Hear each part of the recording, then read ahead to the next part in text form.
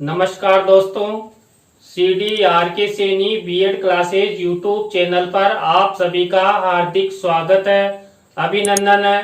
देखिए, हम हमारे यूट्यूब चैनल के माध्यम से आपके जो शिक्षण विषय हैं, उन शिक्षण विषयों की पाठ योजनाएं, हमारा पाठ योजना निर्माण कार्यक्रम चलता है। इस पाठ योजना निर्माण कार्यक्रम के तहत आज की क्लास में हम जो हिंदी पद्य पाठ योजना है, इस हिंदी पद्य पाठ योजना के अंतर्गत कन्हैयालाल सेठिया द्वारा एक राजस्थानी भाषा में एक कविता रची गई थी, पातल र पीतल।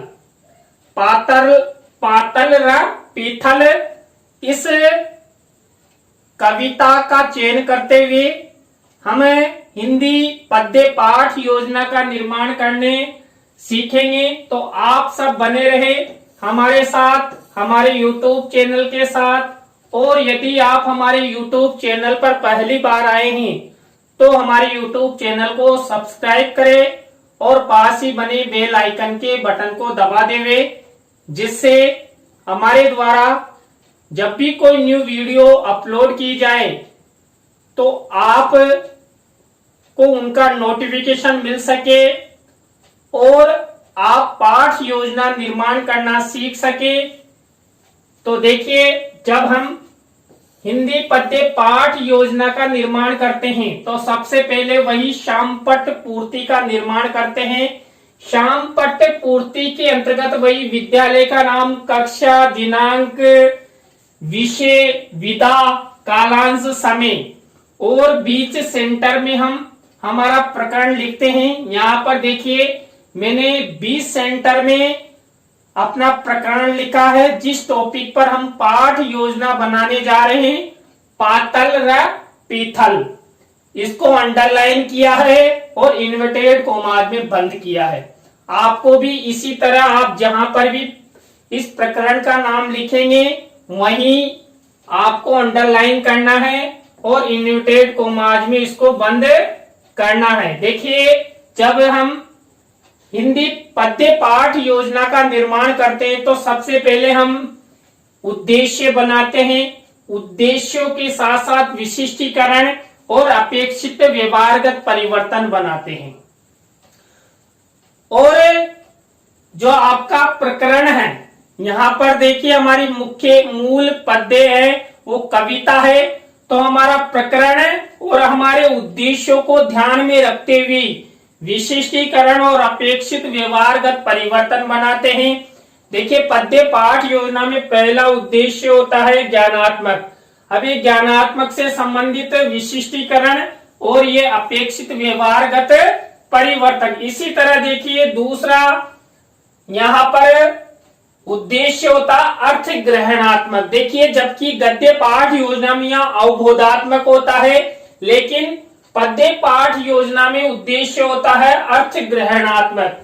अर्थ ग्रहणात्मक से संबंधित ये विशिष्टीकरण और ये अपेक्षित व्यवहारगत परिवर्तन। इसी तरह हमारा थर्ड उद्देश्य देखिए, अभिव्यक्त्यात्मक। अभिव्यक्त्यात्मक से संबंधित विशिष्टीकरण, अपेक्षित व्यवहारगत परिवर्तन। और नेक्स्ट उद्देश्य है कौशलात्मक। कौशलात्मक से संबंधित ये विशिष्टीकरण, अपेक्षित व्यवहारगत परिवर्तन। देखिए, यहाँ पर 4 उद्देश्य हो चुके हैं। हमारा 5वां उद्देश्य है अभिरुच्यात्मक। अभिरुच्यात्मक से संबंधित ये विशिष्टीकरण, यह अपेक्षित व्यवहारगत परिवर्तन। इसी तरह जो हमारा 6 नंबर का उद्देश्य है अभिवृत्त्यात्मक। अभिवृत्त्यात्मक से संबंधित ये विशिष्टीकरण और ये अपेक्षित व्यवहारगत परिवर्तन। इस तरह आपको 6 उद्देश्य हिंदी पद्य पाठ योजना में बनाने हैं, उनका विशिष्टीकरण बनाना है, अपेक्षित व्यवहारगत परिवर्तन बनाना है। इसके बाद हमारी नेक्स्ट स्टेप होती है कक्षा शिक्षण सहायक सामग्री। देखिए, कक्षा शिक्षण सहायक सामग्री 2 प्रकार की होती है। यहाँ पर देखिए, विशिष्ट शिक्षण सहायक सामग्री में हम चार्ट और प्रतिकृति का प्रयोग करेंगे। और पूर्व ज्ञान। देखिए यहाँ पर पूर्व ज्ञान से संबंधित छात्र कन्हैयालाल सेठिया द्वारा रचित पातल र पीथल कविता के बारे में सामान्य जानकारी रखते हैं। तो ये बात हुई हमारी उद्देश्य निर्माण से लेकर विशिष्टीकरण, अपेक्षित व्यवहारगत परिवर्तन, कक्षा शिक्षण सहायक सामग्री और पूर्व ज्ञान तक। यहाँ तक प्रत्येक पाठ योजना, जब आप पाठ योजना निर्माण डायरी में दैनिक पाठ योजनाएं बनाते हैं तो ये प्रक्रिया यहाँ तक आपको बनानी है। इसके बाद आपकी मुख्य पाठ योजना शुरू होती है, जो शुरू होती है प्रस्तावना से। देखिए प्रस्तावना के प्रश्नों के बारे में मैंने आपको बताया था कि 3 से 5 प्रश्न हम प्रस्तावना के लेते हैं। अंतिम प्रश्न समस्यात्मक होता है और प्रश्नों में तारतम्यता जिग-जैग होता है और छात्रों से जो उत्तर मिलता है उसी उत्तर से हमको प्रश्न बनाना होता है। देखिए यहाँ पर भी पहला प्रश्न, हमारी राष्ट्रभाषा क्या है? क्या है हमारी राष्ट्रभाषा? हिंदी। अब हिंदी से अगला प्रश्न बनेगा, हिंदी में रचनाओं की दृष्टि से मुख्य विधाओं के नाम बताए।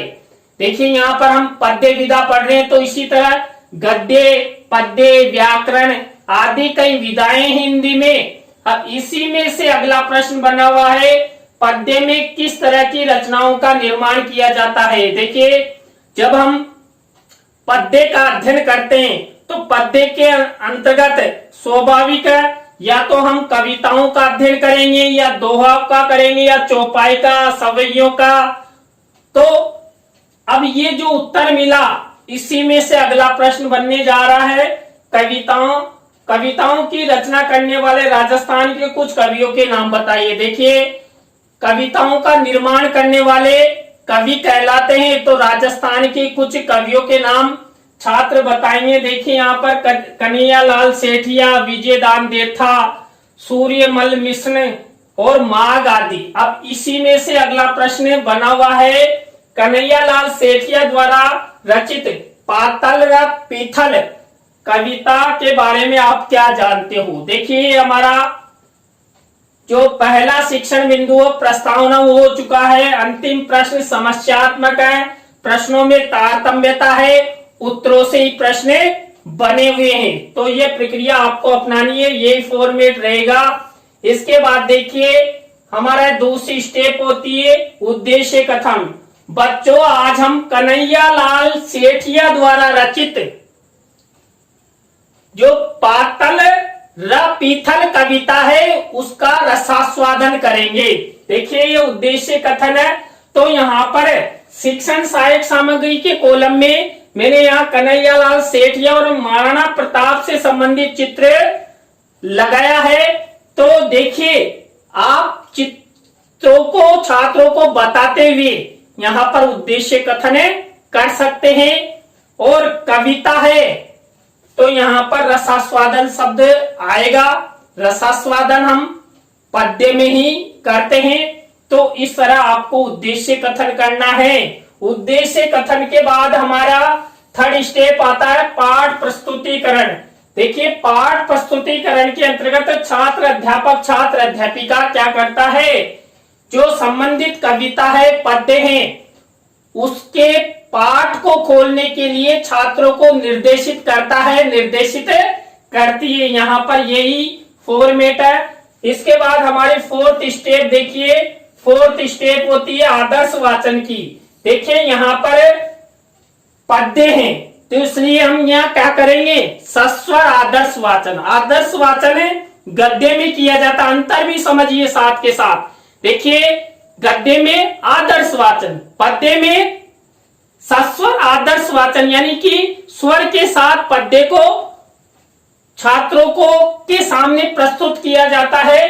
तो देखिए यही फॉर्मेट है। अब यहाँ पर देखिए शिक्षण सहायक सामग्री में हम हमारा मूल पद्य जो छात्रों को पढ़ाने जा रहे हैं या जिस पद्य पर पाठ योजना का निर्माण कर रहे हैं, हम यहाँ पर अध्ययन कर रहे हैं पातल र पीथल। तो पातल र पीथल से संबंधित पद्य या कविता को यहाँ पर लिखना था। देखिए मैंने नहीं लिखा ना, लिखा है। यहाँ पर देखिए वो कविता नहीं, आती और कविता भी बहुत बड़ी है, तो उसको भी हम अलग अलग विभाजन करके स्तरों के अनुसार, यानी कि फुल कविता के 2 या 3 स्टेप बनाकर यहाँ पर पूरा करने की कोशिश किए। देखिए ये मूल कविता, देखिए ये मूल कविता का जो यहाँ तक मैंने इस पाठ योजना में लिए, इसी में से प्रश्न बनाए हैं, इसी में से अशुद्धि संशोधन किया है, काठिन्य निवारण किया है और विचार विश्लेषणात्मक प्रश्न भी इसी में से पूछा है और मूल्यांकन प्रश्न भी। अब देखिए ये हमारी मूल पद्य हो गया, यानी मूल कविता पातल र पीथल से संबंधित। तो ये सस्वर आदर्श वाचन हुआ। सस्वर आदर्श वाचन के बाद सस्वर अनुकरण वाचन जो छात्रों के द्वारा किया जाता है, छात्र अध्यापक छात्र अध्यापिका सस्वर अनुकरण वाचन के लिए छात्रों को निर्देशित करता है, करती है। किसमें?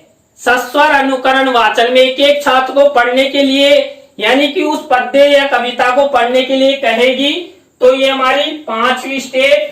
6ठी स्टेप आती है अशुद्धि संशोधन। देखिए सस्वर अनुकरण वाचन के समय की गई अशुद्धियों को जो छात्र अध्यापक छात्र अध्यापिका होते हैं वो श्याम पट की सहायता से यहाँ पर शुद्धिकरण करवाते हैं। देखिए एक श्याम पट कार्य वाले कॉलम में मैंने ब्लैक शीट पर ये शब्द लिखे, अशुद्ध और शुद्ध।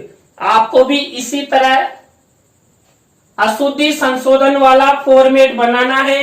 ये कंप्लीट अशुद्धि संशोधन से संबंधित फॉर्मेट है। हमारी 7वीं स्टेप आती है शब्दार्थ सरलीकरण। देखिए पद्य पाठ योजना में शब्दार्थ सरलीकरण आता है, जबकि गद्य पाठ योजना में काठिन्य निवारण आता है। यहाँ पर भी अंतर आपको आना चाहिए। देखिए यहाँ पर केवल शब्द अर्थ है और वहां पर शब्द अर्थ प्रविधि प्रयोग होता है गद्य में। तो यहाँ पर जो हमने मूल पद्य लिया, मूल कविता लिया, यहाँ पर पाथल र पीतल से संबंधित जो कविता है उसके शब्दों का अर्थ बताया जा रहा है। देखिए मैंने 7 शब्द लिए, तो अपन 7 से 8 9 10 कितने भी शब्द ले सकते हैं जिनका अर्थ छात्रों को बताया जाता है। तो ये हमारा शब्दार्थ सरलीकरण से संबंधित फॉर्मेट है, स्टेप है। आपको भी इसी तरह वही ब्लैक शीट पर सिल्वर कलर के पेन से ये सब लिखना है जब आप पाठ योजना निर्माण डायरी में इसको बनाओ। हमारी 8वीं स्टेप आती है। 8वीं स्टेप में देखिए हम क्या करते हैं, विषय बोध, यानी कि जो हमने कविता ली, पद्य लिया, उसका भावार्थ बताया जाता है। तो यहाँ पर जो हमने पातल र पीथल कविता ली, इसका भावार्थ मैंने यहाँ पर शिक्षण सहायक सामग्री के कॉलम में मिनीचर के रूप में लिखा है। आपको भी इसी तरह लिखना है। आप अपने पाठ योजना निर्माण डायरी में इस तरह कलर का मिनीचर लेकर भावार्थ लिखकर फोल्डिंग करके उसको चस्पा कर सकते हैं। देखिए यहाँ पर तो चस्पा नहीं हो सकता, इसलिए मैंने इसी तरह आपके लिए खुला हुआ ही लिखा है। अब देखिए 8वीं स्टेप के बाद हमारी 9वीं स्टेप आती है भावानुभूति प्रश्न। देखिए भावानुभूति प्रश्न जो मूल पद्य होता है उसके भावार्थ के आधार पर पूछे जाते हैं। अभी हमने विषय बोध करवाया, यानी भावार्थ छात्रों को बताया, उसी में से यहाँ पर भावानुभूति प्रश्न पूछे गए। आपको 5 भावानुभूति प्रश्न पूछने हैं और ये भावानुभूति उत्तर है। तो यहाँ पर जो छात्रों के लिए जो मूल पद्य हैं उसका भावार्थ बताते ही ये हमारी स्टेप आती है भावानुभूति प्रश्न, और इसलिए ही इसमें भावानुभूति प्रश्न कहा जाता है। क्यों? क्योंकि मूल पद्य के भावार्थ में से ही ये प्रश्न पूछे जाते हैं। हमारी 10वीं स्टेप आती है पुनः सस्वर वाचन। देखिए केवल यहाँ पर पुनः सस्वर आदर्श वाचन या पुनः सस्वर वाचन अध्यापक या अध्यापिका द्वारा किया जाता है। एक बार तो सस्वर आदर्श वाचन कर दिया गया, फिर छात्रों द्वारा सस्वर अनुकरण वाचन किया गया। तो यहाँ पर सस्वर अनुकरण वाचन नहीं है, केवल पुनः सस्वर वाचन छात्र अध्यापक छात्र अध्यापिका द्वारा किया जाएगा। तो ये हमारी 10वीं स्टेप हो गई। 11वीं स्टेप देखिए, संभावी पद्य। देखिए संभावी पद्य जो हमने मूल कविता ली, पातल र पीथल। अब देखिए इस कविता में हमने मुख्य रूप से क्या अध्ययन किया था, महाराणा प्रताप के शौर्य, बलिदान, देशभक्ति, संकट की घड़ी में जो उनका संघर्ष उसके बारे में अध्ययन किया। तो उससे ही रिलेटेड जो मूल कविता का भावार्थ कहता है उससे संबंधित ही हमें संभावी पद्य कविता लेनी होती है। देखिए यहां पर मैंने जो संभावी पद्य हैं ये इस प्रकार लिया है, ये संभावी पद्य हैं, इसका भावार्थ आपको भी इसी तरह मिनीचर के माध्यम से भावानुभूति संभावी पद्य का निर्माण करना है। तो यह हुई हमारी 11वीं स्टेप। अब देखिए हमारी 12वीं स्टेप क्या आती है, सौंदर्य अनुभूति प्रश्न। देखिए हमेशा सौंदर्य अनुभूति प्रश्न पद्य पाठ योजना में पूछे जाते हैं। देखिए पद्य पाठ योजना में जो सौंदर्य अनुभूति प्रश्न है वो मूल पद्य और संभावी पद्य में से ही पूछे जाते हैं, दोनों के मिलाकर। देखिए मेरे द्वारा भी यहाँ पर जो 5 प्रश्न पूछे गए हैं ये संभावी पद्य और मूल पद्य में से ही बनाकर बनाए गए हैं। आपको भी इसी तरह बनाना है। ये हमारी 12वीं स्टेप हो गई। 12वीं स्टेप के बाद हमारी नेक्स्ट स्टेप आती है मूल्यांकन प्रश्न। देखिए मूल्यांकन प्रश्नों के बारे में मैंने आपको पहले ही बता दिया था। हम 3 प्रकार के प्रश्न बनाते हैं, सही विकल्प वाले, रिक्त स्थानों से संबंधित और लघु उत्तरात्मक यानी एक पंक्ति से संबंधित। यहाँ पर प्रत्येक प्रकार के प्रश्न में 2-2 प्रश्न लिए, कुल मिलाकर 6 प्रश्न है। 6 प्रश्नों को वही ब्लैक शीट पर सिल्वर कलर के पेन से यहाँ पर लिखा गया है। तो ये हमारी मूल्यांकन प्रश्न से संबंधित स्टेप हुई। अंतिम स्टेप है गृह कार्य। देखिए गृह कार्य में वही निबंधात्मक प्रश्न है, वही ब्लैक शीट पर सिल्वर कलर के पेन से लिखा गया है, वही फॉर्मेट। आपको भी इसी तरह पाठ योजना का निर्माण करना है। तो देखिए आज की क्लास में देखिए हिंदी पद्य पाठ योजना, देखिए 4थे नंबर की ये पद्य पाठ योजना है। इससे पहले हमने पद्य की 3 पाठ योजनाएं अध्ययन कर लिए। तो पातल र पीथल यानी कन्हैया लाल सेठिया द्वारा राजस्थानी भाषा में ये रचित है। तो आपको आज का लेसन प्लान कैसा लगा कमेंट्स में हमें जरूर बताएं।